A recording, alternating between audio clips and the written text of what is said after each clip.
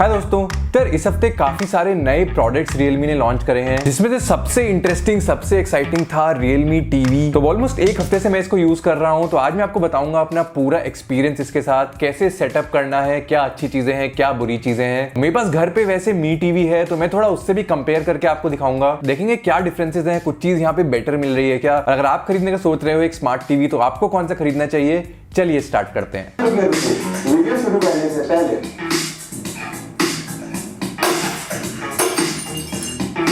भूलिए नहीं, हमारे चैनल को जरूर सब्सक्राइब करें और बेल आइकन दबाना ना भूलें।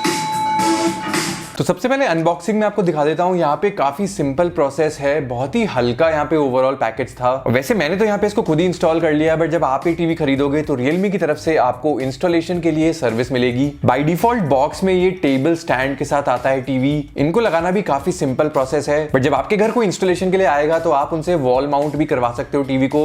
वॉल माउंट का जो पैसा है वो आपको एक्स्ट्रा देना पड़ेगा, आई थिंक 500-1000 रुपए जो भी है। अब यहाँ पे जो रिमोट आपको मिल रहा है उसमें आपको बैटरीज पहले से नहीं मिलेंगी, 2 AAA साइज की आपको बैटरीज चाहिए होंगी। और टीवी हमारा ऑन हो गया है। और इसके बाद सेटअप प्रोसेस काफी सिंपल है। अगर आपके पास कोई एंड्रॉइड फोन है तो आप गूगल ऐप यूज करके सेटअप माई डिवाइस करके सेटअप स्टार्ट कर सकते हो। उसके बाद नॉर्मल आपको एंड्रॉइड ऑप्शंस आएंगे, सब चीज कर करा के कुछ ऐसी दिखेगी आपकी फाइनल होम स्क्रीन। तो होम स्क्रीन पे हम आ गए हैं। आप देख सकते हो यहाँ पे नेटफ्लिक्स, प्राइम वीडियो, यूट्यूब, ये सारी एप्स आपको प्री इंस्टॉल्ड मिल जाती हैं। इसके अलावा एक ये रैंडम ऐप मुझे यहाँ पे दिखी, पैंगो ब्राउजर, जो इंस्टॉल्ड है। और उसके अलावा ऐसा कुछ एक्स्ट्रा आपको यहाँ पे इंस्टॉल नहीं मिलता है। इस टीवी पे आपको ये प्योर एंड्रॉइड टीवी इंटरफेस मिलता है। मी टीवी की तरह आपको पैच वॉल वगैरह यहाँ पे नहीं मिल रहा है। सेटिंग्स में अगर मैं जाके दिखाऊं, आपको नॉर्मल एंड्रॉइड सेटिंग्स मिल जाती हैं। अबाउट में एक बार जाके देख लेते हैं तो एंड्रॉइड 9 पाई आपको टीवी पे मिल रहा है। अभी टीवी लेने के बाद सबसे पहली चीज जो आपको करनी है कि आपको अपने फोन को ब्लूटूथ से कनेक्ट करना है इस टीवी से। एक स्पेशल टाइप का रिमोट Realme ने दिया है। ब्लूटूथ रिमोट तो है ही ये, बट साथ में इसमें आगे इंफ्रारेड भी आपको मिल जाता है। बेसिकली स्टार्टिंग में जो आप फंक्शंस कर रहे थे वो इंफ्रारेड के थ्रू हो रहे थे। इंफ्रारेड के थ्रू सारी चीजें वैसे चल जाती हैं, बट प्रॉब्लम क्या होती है कि रिमोट आपको एकदम सीधा पॉइंट करना पड़ता है टीवी पे। थोड़ा सा भी ऊपर नीचे इधर उधर अगर होगा रिमोट का डायरेक्शन तो फिर वो काम नहीं करता है। ब्लूटूथ पेयर करने के लिए आपको सेटिंग में जाना है, रिमोट्स एंड एक्सेसरीज में जाना है, और वहां पे आपको Realme रिमोट कनेक्ट करने का ऑप्शन आ जाएगा। ये ब्लूटूथ से कनेक्ट हो गया है। अब इसको मैं किधर भी पॉइंट करके चला सकता हूं। अब ये हर जगह से चलेगा। ये मैं आपको अलग से इसलिए बता रहा हूं क्योंकि मैंने जब टीवी सेट किया था मैंने ये चीज नहीं करी थी, और पहले कुछ घंटे में काफी इरिटेटेड था कि इंफ्रारेड रिमोट क्यों दिया है Realme ने। हो सकता है आप भी ये गलती करो, इसलिए मैंने आपको बता दिया है। पोर्ट्स की बात करते हैं तो सारे स्टैंडर्ड पोर्ट्स आपको मिल जाते हैं। 3 HDMI पोर्ट्स हैं, 2 USB पोर्ट्स हैं, एक LAN पोर्ट है, एक एंटीना पोर्ट है, 3.5 mm ऑडियो जैक है।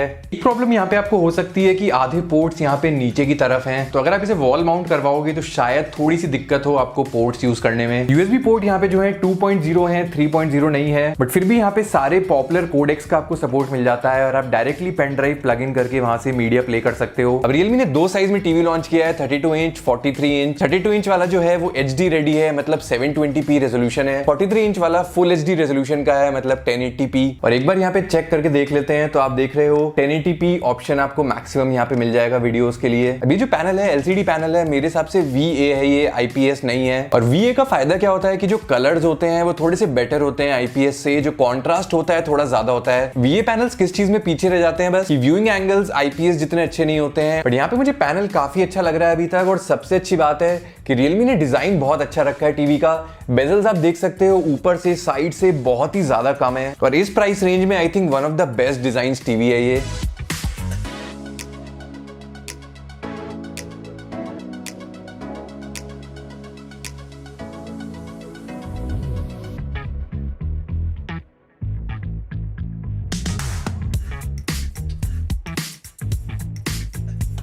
और Realme ने यहाँ पे क्रोमा बूस्ट इंजन भी अपना पैक इन किया हुआ है। अब उसका एज सच मुझे अलग से कोई कंट्रोल यहाँ पे नहीं दिखा, बट पिक्चर मोड आप सेलेक्ट कर सकते हो। आपको स्टैंडर्ड मिल जाता है, स्पोर्ट्स, मूवी, ये सब मिल जाते हैं। और अगर आपको थोड़ी और चटाक पिक्चर चाहिए तो आप विविड मोड सेलेक्ट कर सकते हो। और एक बहुत अच्छी चीज जो आप यहाँ पे नोटिस करोगे कि HDR सपोर्ट करता है ये टीवी। तो HDR ये इसलिए कर पाता है क्योंकि यहाँ पे 400 निट्स मैक्सिमम ब्राइटनेस क्लेम कर रहा है Realme। तो ये टीवी एक्चुअली HDR10 और HLG दोनों सपोर्ट करता है। पिक्चर क्वालिटी अभी तक मुझे काफी अच्छी लग रही है। अब ऑब्वियसली ऑब्वियसली एक चीज यहाँ पे बेटर करी जा सकती थी कि 4K पैनल हमें मिल सकता था फुल HD की जगह। ऑब्वियसली इतनी बड़ी स्क्रीन है तो अगर आप बहुत पास से देखोगे तो आपको थोड़े थोड़े पिक्सल दिखते हैं, मीडिया कंजम्पशन में उतना पता नहीं चलता है, बट हाँ 2-3 हजार रुपए एक्स्ट्रा डाल के आपको 4K टीवी भी मिल जाएगा इसी प्राइस रेंज में। मेरे पास घर पे जो टीवी है वो मी टीवी है 55 इंच वाला मी 4 Pro, और उसके साथ रख के मैंने इसकी एक बार थोड़ी स्क्रीन टेस्टिंग करी बस देखने के लिए कि कुछ फर्क मुझे दिखता है या नहीं। तो अब देखोगे मेरा मी टीवी 4K है और ये फुल HD है, तब भी ऐसा कुछ क्वालिटी में उतना ज्यादा डिफरेंस नहीं दिख रहा है। 2-3 अलग अलग पिक्चर मोड में मैंने ट्राई करा तो स्टैंडर्ड मोड में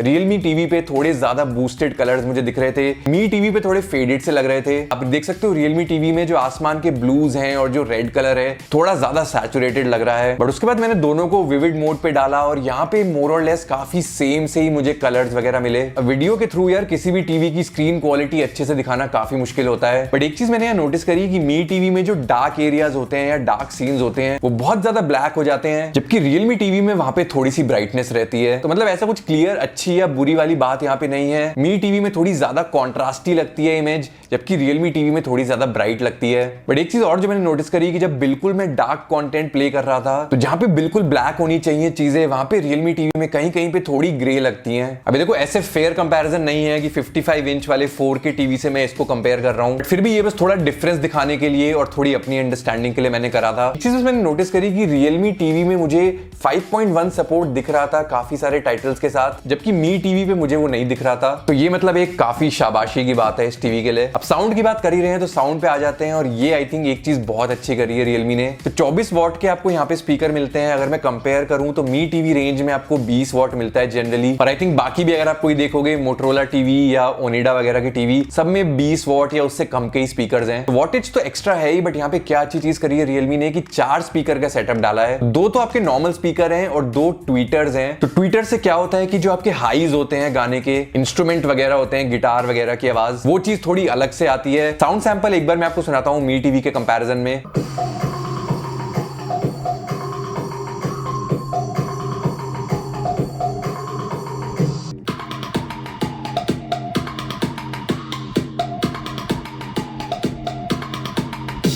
देखो दोनों ही टीवी का स्पीकर ऐसा नहीं है कि बहुत बढ़िया बेस आ रहा है या फिर स्पीकर्स की जरूरत ही नहीं है। मतलब अगर आप बहुत मल्टीमीडिया देखते हो तो ऑब्वियसली मैं आपको सजेस्ट करूंगा कि एक साउंड बार या फिर स्पीकर सेटअप आप ले लो, बट सिर्फ टीवी के स्पीकर्स की बात करें तो मी टीवी में थोड़ा वो बेस बढ़ाने की कोशिश करता है टीवी, बट उसके चक्कर में जो हाईज हैं वो बिल्कुल दब जाते हैं, तो थोड़ी ऐसी दबी दबी सी आवाज साउंड करती है। बट Realme टीवी में बहुत ही बढ़िया साउंड आ रहा था। मैंने 2-3 अलग अलग टाइप के गानों पे ट्राई किया, टीवी शो देखने ट्राई किया, ऑडियो मुझे बहुत ज्यादा अच्छा लगा Realme टीवी का। ऑब्वियसली डॉल्बी ऑडियो वगैरह का आपको जो सपोर्ट मिल रहा है स्पीकर से सुनने में उतना पता नहीं चलता है, बट अगर आप कोई स्पीकर सिस्टम यहाँ पे कनेक्ट कर लोगे तो फिर आपको वो फीलिंग आएगी। रिमोट की बात भी कर लेते हैं तो काफी हल्का स्लिम सा यहाँ पे डिजाइन Realme ने यूज किया है। पीछे की तरफ से थिक है, आगे की तरफ पतला हो जाता है, और पूरी कर्व्ड आपको साइड्स मिल रही हैं, तो हाथ में पकड़ के काफी कंफर्टेबल आपको फीलिंग मिलेगी। कंपेयर करूं अगर इसे मी टीवी के रिमोट से, आप देख सकते हो यहाँ पे आपको थोड़ा फ्लैट डिजाइन मिल रहा है। Realme ने एक चीज ऐड करी है, यहाँ पे थोड़ा स्टाइल के लिए आपको येलो रिंग मिल जाती है, जिसकी वजह से थोड़ा ज्यादा अट्रैक्टिव लगता है ये रिमोट। अब उसके अलावा अगर आप फंक्शनैलिटी देखोगे तो नेटफ्लिक्स प्राइम वीडियो के बटन आपको दोनों पे मिलते हैं, बट Realme टीवी में आपको यूट्यूब का बटन भी एक्स्ट्रा मिल जाता है। इसके अलावा आपको वॉल्यूम अप डाउन के बटन दोनों पे मिल जाते हैं। पावर बटन आपको सबसे ऊपर मिलता है। Realme ने एक अच्छी चीज करी है कि गूगल असिस्टेंट का बटन आपको नीचे की साइड दिया है, तो अगर आपने रिमोट ऐसे पकड़ा हुआ है तो असिस्टेंट यूज करने के लिए आपको बिल्कुल मेहनत नहीं करनी पड़ेगी, सीधा यहां से आप प्रेस करके असिस्टेंट कॉल कर सकते हो। इसके अलावा 2 चीजें ऐसी हैं जो Realme टीवी में आपको मिल रही हैं जो आपको मी टीवी में नहीं मिलती हैं।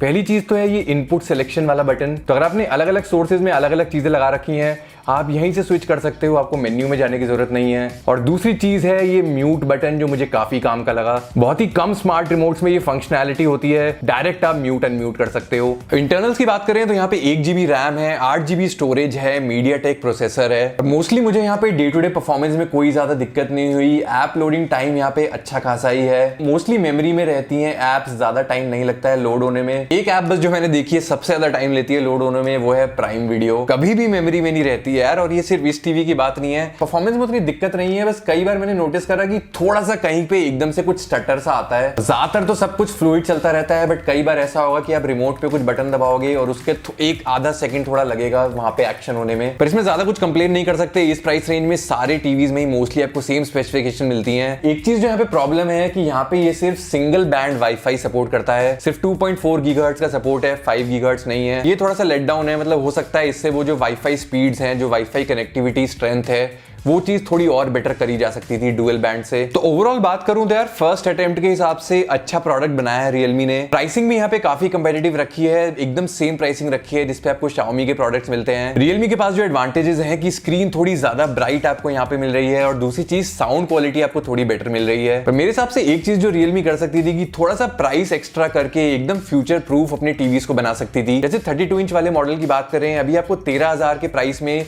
720p स्क्रीन मिल रही है। मेरे हिसाब से अगर आप 1,000-2,000 रुपए वहां पे बढ़ा देते और फुल एचडी स्क्रीन दे देते तो एक काफी ज्यादा वैल्यू फॉर मनी वो प्रोडक्ट बन जाता। 2020 में अगर कोई टीवी खरीद रहा है, स्मार्ट टीवी खरीद रहा है, तो full HD screen I think minimum होनी चाहिए। Xiaomi के अलावा बहुत सारी ऐसी ब्रांड्स हैं जो आपको फुल एचडी टीवी दे भी रही हैं उस प्राइस रेंज में। सेम अब बात करते हैं 43 इंच टीवी की, तो 22,000 का अभी इसका प्राइस है। सेम प्राइस पे आपको Mi TV 4a Pro मिलता है, और उस मॉडल से क्लियरली थोड़ा बेटर है क्योंकि स्क्रीन भी थोड़ी ब्राइट है और साउंड भी थोड़ा बेटर है। बट Xiaomi के पास एडवांटेज क्या है कि 3,000 रुपए एक्स्ट्रा देके आपको 4K मॉडल भी मिल जाएगा Mi TV 4X। और फिर से वही बात आ जाती है कि अगर आप 25,000 के अराउंड का टीवी ढूंढ रहे हो, थोड़े से एक्स्ट्रा देके भाई 4K टीवी ले लिया जाए, क्योंकि टीवी ऐसा तो है नहीं कि हम हर साल चेंज करते हो। अभी आप टीवी लोगे तो एटलीस्ट 2 साल 3 साल चलाने का तो सोचोगे ही। आई थिंक 25-30 हजार के अराउंड आपको Viu का टीवी मिल जाएंगे 4K वाले। थोड़े से पैसे अगर आप एक्स्ट्रा डाल सकते हो तो 30,000 के अराउंड आपको Motorola का टीवी मिल जाएगा जो 43 इंच में आपको 4K पैनल दे रहा है। मतलब अच्छे पैकेजेस हैं, बट ऐसा कुछ वाव फैक्टर नहीं है कि भाई चुपचाप आंख बंद करके मैं इनको सजेस्ट कर दूं। दोनों मॉडल्स पे आई थिंक एक स्टेप आगे ले लेना चाहिए था रेजोल्यूशन का। अभी के हिसाब से फिर ऐसा है कि आपके पास बहुत सारे अच्छे ऑप्शंस हैं, उनमें से एक अच्छा ऑप्शन Realme TV भी है। अगर आप बजट थोड़ा स्ट्रेच कर सकते हो तो आपको बेटर चीजें मिल जाएंगी, बट एकदम टाइट है अगर आपका बजट और आप Xiaomi और Realme में से चूज करने का सोच रहे हो, तो उस चॉइस में मैं कह सकता हूं कि Realme TV बेटर है। ये था मेरा एक्सपीरियंस Realme TV के साथ। आप बताओ आपको कैसा लग रहा है प्रोडक्ट, और अगर आपके मन में कुछ और क्वेश्चंस है तो नीचे छोड़ देना कमेंट्स में। मैं मिलता हूं आपसे नेक्स्ट वीडियो में, तब तक के लिए बाय।